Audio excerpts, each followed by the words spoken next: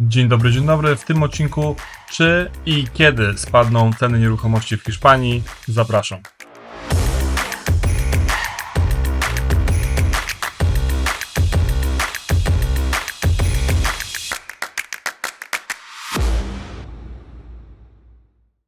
Dzień dobry jeszcze raz. Do tego wideo zmotywowała mnie rozmowa, jaka toczyła się pod ostatnim moim wideo o tytule ile zarobić na swoim apartamencie w Hiszpanii. Dla tych z Was, którzy jeszcze nie oglądali, zapraszam serdecznie. Mówię w nim o stawkach, jakich możemy spodziewać się kupując apartament na Costa del Sol, stawkach najmu, oczywiście o obłożeniu i szeregu innych rzeczy. Też daję dostęp do kalkulatora inwestycji, gdzie Państwo możecie sami możecie sobie sprawdzić i policzyć, jaka stopa zwrotu będzie dla Was satysfakcjonująca. Natomiast rozmowa i korespondencja dotyczyła tego, że jeden z użytkowników zarzucił mi, że moje założenie obejmuje dalszy wzrost cen nieruchomości. W związku z czym pomyślałem, że to będzie dobry pomysł, żeby nagrać takie wideo i troszkę szerzej pochylić się nad tematem wzrostu cen nieruchomości w Hiszpanii, bo być może dla części z Was jest to temat interesujący. Myślę, że dla nas wszystkich inwestorów jest to temat interesujący, więc zacznijmy. Użytkownik Pablo29 skomentował: a co jeśli wzrostu nie będzie? Co jeśli będzie korekta na nieruchomościach? Czemu Wy nigdy o tym nie mówicie? Nieruchomości dawno nie widziały żadnej korekty. Czemu nie wspomnisz o tym, że może inwestycja Kowalskiego w tej lokalizacji polecieć o połowę w dół? Pozwoliłem sobie odpowiedzieć, że myślę, że warto przeanalizować dane wpływające na potencjał rynku nieruchomości tutaj.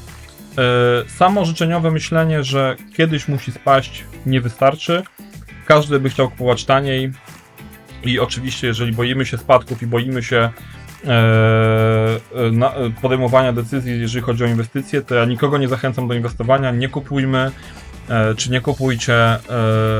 Nie chciałbym, żeby ktoś zarzucił mi, że to są jakieś porady inwestycyjne. Oczywiście, ja sprzedaję nieruchomości w Hiszpanii, sam inwestuję w nieruchomości w Hiszpanii i jako cały zespół Casa Ideal inwestujemy tutaj nasze środki, dlatego że widzimy, jak duży jest potencjał tutaj tego rynku i widzimy, że po prostu tutaj na ten moment jest to jedna z ciekawszych opcji inwestycyjnych w Europie, czy nawet na świecie. I oczywiście, że my sprzedajemy te nieruchomości, natomiast jeżeli ktoś ma taką obawę, boi się, nie chce inwestować, albo po prostu nie wierzy w to, co mówimy, lepiej nie kupować i spać spokojnie. Natomiast wracając do tematu, chciałbym przedstawić Państwu raport CaixaBank Research, czyli firmy należącą do jednego z hiszpańskich banków, która zajmuje się analityką właśnie między innymi rynku nieruchomości. I na konkretnych danych i na statystykach odpowiedzmy sobie na pytanie, czy wzrosty nieruchomości w Hiszpanii są prawdopodobne, czy może nieprawdopodobne, w którą stronę pójdzie rynek? Spróbujmy sobie na to pytanie odpowiedzieć. Prognozy wzrostu cen nieruchomości w Hiszpanii na lata 2024-2025. Rynek nieruchomości w Hiszpanii przechodzi dynamiczny okres, a prognozy wskazują na kontynuację wzrostu cen w najbliższych latach. Według najnowszego raportu CaixaBank Research przewidywana jest dalsza ekspansja rynku, napędzana przez silny popyt i ograniczoną podaż. Tutaj się na chwilkę zatrzymam, to jest też to, co zawsze mówię w moich materiałach, też w tym ostatnim materiale, że to, na czym my tak naprawdę zarabiamy na nieruchomościach w Hiszpanii, to jest wzrost wartości wynikający z faktu, że popyt jest znacznie przewyższający podaż. Osób chętnych na to, żeby kupić apartament w Hiszpanii, czy to na cele inwestycyjne pod wynajem, czy to na cele na tak zwaną emeryturę, czy po prostu dla siebie, żeby móc przyjeżdżać, jest dużo więcej niż realnie podaż, szczególnie jeżeli mówimy o tej podaży z rynku pierwotnego, o tej podaży apartamentów nowych, świeżych, pachnących. O tym też za chwilkę będzie mowa w raporcie.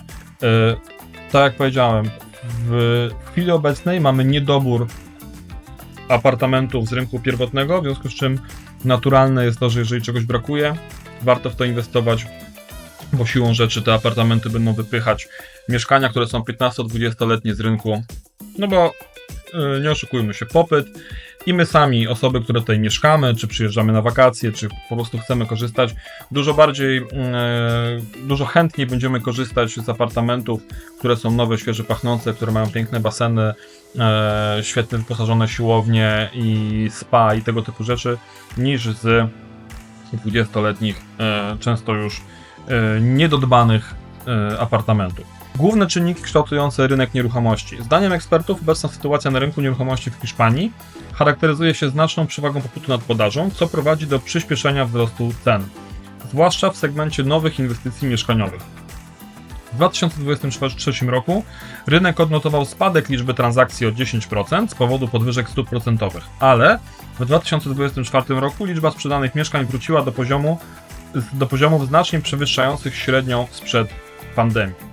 W okresie od stycznia do sierpnia 2024 zawarto około 578 tysięcy transakcji, co jest wynikiem historycznie wysokim w porównaniu do średniej 450 tysięcy rocznie z lat 2015-2019. Szczególnie zauważalny jest wzrost sprzedaży mieszkań nowych o 7,7% w ujęciu rocznym, podczas gdy sprzedaż mieszkań z rynku wtórnego spadła o 3,1%. Mieszkania nowe stanowiły 20% wszystkich transakcji, co oznacza wzrost w porównaniu do 2023 roku. Czyli znowu to, co powiedziałem wcześniej, plus statystyki potwierdzają, że chętniej kupujemy apartamenty nowe, a powoli zaczyna spadać ilość transakcji na rynku wtórnym i to będzie naturalny proces, który po prostu będzie występował. Dodatkowa rzecz, zmiany w strukturze kupujących. Analiza wykazała również zmiany w typologii kupujących. Hiszpanie coraz częściej inwestują w swoje pierwsze mieszkanie. Wzrost o 8,6% w pierwszym półroczu 2024 roku, co wskazuje na ich wrażliwość na zmiany stóp procentowych. Z kolei liczba transakcji z udziałem obcokrajowców wzrosła jedynie o 1,3%, mimo że pozostaje na wysokim poziomie. Kupujący spoza Hiszpanii odpowiadają za 14,7% wszystkich transakcji. Podkreślam, że ten raport dotyczy ogólnie całej Hiszpanii. Na Costa del Sol te statystyki będą znacznie wyższe na korzyść obcokrajowców. Fakt jest taki, że nawet po rozmowach z deweloperami, czy po rozmowach z sąsiadami, czy nawet po samych rejestracjach, widać, że obcokrajowcy stanowią znakomitą większość, stanowią bardzo duży procent kupujących na Costa del Sol i muszę przyznać, że Costa del Sol jest takim miejscem, gdzie ta wielokulturowość i wielonarodowość sprawdziła się bardzo fajnie, ponieważ te różne kultury, często różne narodowości potrafią ze sobą współpracować. Jest to naprawdę coś, co jest godne pochwały i tutaj naprawdę to się udało w pozytywnym znaczeniu. Perspektywy na lata 2025 i później. CaixaBank Research przewiduje, że w 2025 roku popyt na nieruchomości nadal będzie wspierany przez szereg czynników takich jak tworzenie nowych miejsc pracy, 400 tysięcy dodatkowych zatrudnionych, wzrost wynagrodzeń wyprzedzający inflację, dynamiczne przepływy migracyjne, wysoki popyt ze strony obcokrajowców, korzystna sytuacja finansowa gospodarstw domowych. Dług gospodarstw domowych w relacji do PKB wynosi 45,4%, podczas gdy średnia w strefie euro to 52,4%. Dodatkowo Europejski Bank Centralny zapowiedział łagodzenie polityki monetarnej poprzez obniżki stóp procentowych, co również wpłynie na zwiększenie dostępności kredytów hipotecznych. Muszę przyznać, że tutaj w Hiszpanii dostępność kredytów hipotecznych i tak jest wysoka i oprocentowanie rocznych kredytów jest bardzo fajne, bo wynosi w tym momencie około 3%. W związku z czym, jeżeli polityka łagodzenia stóp procentowych i polityka zwiększania dostępności do kredytu będzie kontynuowana, to z pewnością to przełoży się w najbliższych latach na po prostu większą liczbę osób chętnych do tego, żeby kupić swoją nieruchomość na południu Europy w Hiszpanii. Ograniczona podaż jako kluczowy problem, czyli to, co powiedziałem wcześniej. Mimo pewnych oznak poprawy, podaż mieszkań w Hiszpanii nadal jest niewystarczająca, co prowadzi do dalszej presji na wzrost cen. W 2024 roku liczba wydanych zezwoleń na budowę nowych mieszkań wynosiła około 115 tysięcy, a w 2025 roku prognozowany jest wzrost do 125 tysięcy jednostek. Jednak liczba nowych gospodarstw domowych rośnie w tempie 200-250 tysięcy rocznie, co powoduje dalsze niedobory. Głównymi barierami dla zwiększenia podaży są ograniczona dostępność działek budowlanych, niedobór wykwalifikowanej siły roboczej, wysokie koszty budowy o 30% wyższe niż w 2019 roku, zmiany regulacyjne wpływające na sektor budowlany, niski poziom produktywności w branży budowlanej. Ja myślę, że te czynniki to są czynniki, które nie tylko dotyczą samej Hiszpanii. Myślę, że to jest problem, który jest szerzej występujący w Europie czy ogólnie na świecie. No, działek nie przybywa. Technologia budowania, mimo tego, że jakby technologicznie idziemy do przodu, to regulacje i te wszystkie polityki związane z budownictwem nie sprzyjają temu, żeby budować taniej, w związku z czym budownictwo jest coraz droższe. Takie miejsca jak Hiszpania, południe Europy, gdzie jest 320 dni słonecznych w roku, tak jak na przykład teraz, ja to nagrywam, mamy przełom listopada i grudnia i mam w tym momencie ponad 20 stopni. Muszę się chować w cieniu, bo tak słońce tutaj nas rozpieszcza. Więc to są takie miejsca, gdzie ludzie chcą przybywać, migracja tutaj sprzyja temu miejscu, w związku z czym obiektywnie patrząc nie do końca widzę powody, dla których ma zacząć spadać. Wzrost cen utrudni dostęp do mieszkań, to co powiedziałem też wcześniej. Mieszkania czy apartamenty powoli, zresztą w całej Europie, na całym świecie stają się dobrem luksusowym, stają się coraz mniej dostępne dla przeciętnych ludzi, dlatego rządy ogólnie starają się w jakiś sposób wpłynąć na to, żeby ta podaż mieszkań była coraz większa, natomiast wiadomo, że to jest proces. CaixaBank Research szacuje, że ceny nieruchomości w 2025 roku wzrosną o 4,1% w ujęciu nominalnym, co znacznie przewyższa prognozowaną inflację.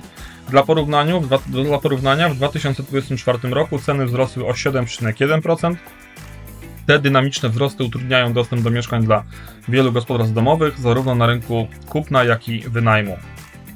Sytuacja ta może mieć długofalowe konsekwencje społeczne i gospodarcze, wpływając na decyzje o zakładaniu rodzin, mobilności pracowników i dostępności siły roboczej. Eksperci podkreślają, że brak prostych rozwiązań w zakresie zwiększenia podaży mieszkań, zwłaszcza tych przystępnych cenowo, wymaga długoterminowych działań, jednak prognozy wskazują, że w najbliższych latach podaż powinna stopniowo wzrastać, co może złagodzić obecną sytuację na rynku. Podsumowując, prognozy CaixaBank Research na lata 2024-2025 wskazują dalszy wzrost cen nieruchomości w Hiszpanii, napędzany przez silny popyt i ograniczoną podaż. Ograniczenia związane z dostępem do mieszkań pozostają kluczowym wyzwaniem dla rynku, co wymaga strategicznego podejścia w celu zrównoważenia obecnych dysproporcji i poprawy dostępności mieszkań dla szerokiego grona kupujących. Link do tego oczywiście znajduje się w opisie tego filmu. No i co im pozostaje powiedzieć? Historycznie nieruchomości zawsze były dobrami, które broniły się nie tylko przed inflacją, ale ogólnie przed spadkiem wartości pieniądza. I takie miejsca jak tutaj właśnie Hiszpania, a szczególnie właśnie Costa del Sol, Marbella i okolice, to są miejsca, do których ludzie chętnie przyjeżdżają, chętnie spędzają czas, nie tylko wakacyjny.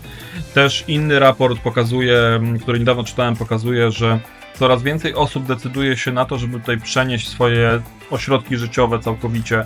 Szczególnie tutaj mówimy o osobach, które mają pracę zdalną, czy są programistami, czy ogólnie pracują w korporacjach na zasadach pracy zdalnej lub prowadzą biznes, który można prowadzić również zdalnie. To te osoby coraz częściej decydują się na to, że tutaj chcą mieszkać permanentnie, w związku z czym w mojej opinii coraz większe znaczenie będzie też mieć ten wynajem długoterminowy. Nie tylko wynajem krótkoterminowy, wakacyjny, ale długoterminowy. I to też może być ciekawa szansa dla osób, które chcą mieć portfel nieruchomości, który będzie nieco zdywersyfikowany, zarówno o wynajem wakacyjny, jak i o wynajem długoterminowy. Może to być bardzo fajnie zbalansowane. Sam zresztą też myślę o tym, żeby w ten sposób balansować swój portfel nieruchomości w przyszłym roku. W związku z czym te czynniki, które powodują, że potencjał rynku nieruchomości na wzrost jest duży, jest ich po prostu wiele i mam nadzieję, że to wideo też Państwu pokazało, że faktycznie tak jest. Natomiast też muszę powiedzieć, że bardzo cieszę się z tego, że gdzieś te komentarze i ta dyskusja się toczy. Myślę, że bardzo dobrym pomysłem i bardzo dobrym założeniem jest to, żeby nie ufać i nie wierzyć, a przynajmniej sceptycznie podchodzić do tego, co słyszymy w internecie, nawet od takich osób jak ja, dotyczących różnych inwestycji i tak dalej.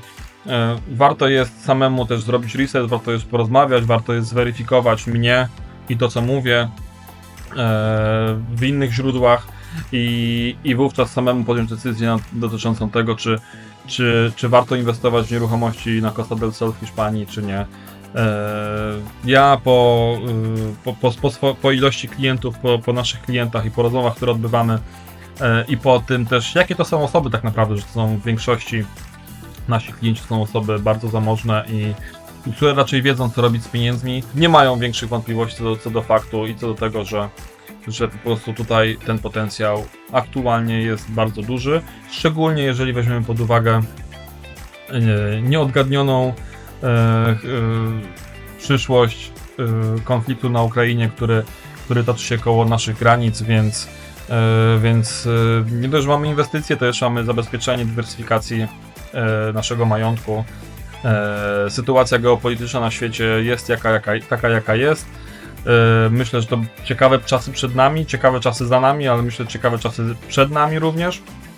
I w tym świecie Hiszpania, czy ogólnie takie miejsca jawią się jako pewnego rodzaju oazy, czy ostoje pewnego spokoju, bezpieczeństwa. Także życzę Państwu udanych inwestycji, życzę Państwu udanych zakupów. Zapraszam również do dyskusji, jeżeli ktoś z Państwa byłby zainteresowany, żeby porozmawiać troszkę głębiej na temat jego konkretnej sytuacji i na temat konkretnych mieszkańkowych apartamentów, to zapraszam do siebie na WhatsApp, do kontaktu. Chętnie porozmawiam, chętnie pomogę. Wszystkiego dobrego, pozdrawiam, cześć.